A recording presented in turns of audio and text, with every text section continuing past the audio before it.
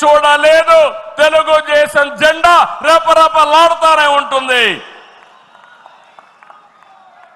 నాటి ఎన్టీఆర్ చైతన్య రథం నేను చేసిన వస్తున్న మీకోసం పాదయాత్ర, ఎన్నికల ముందు లోకేష్ చేసిన యువగళం వరకు కార్యకర్తల్లో అదే పోరాట స్ఫూర్తి.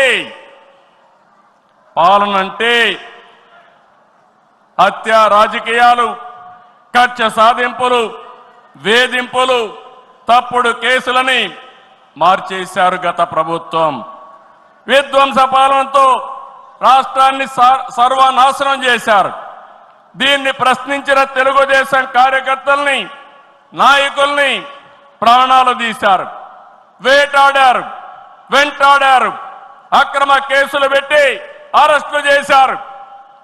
కానీ ఒక్క వ్యక్తి కూడా ఎత్తిన జెండా దించకుండా పోరాటం చేసిన మిమ్మల్ని మనస్ఫూర్తిగా అభినందిస్తున్నా.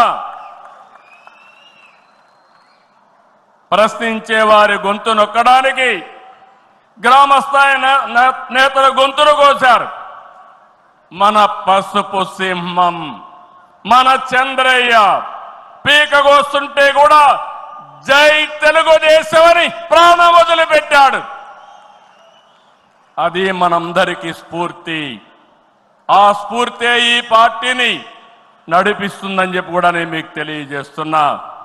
ఇది ఒక్క ఉదాహరణ.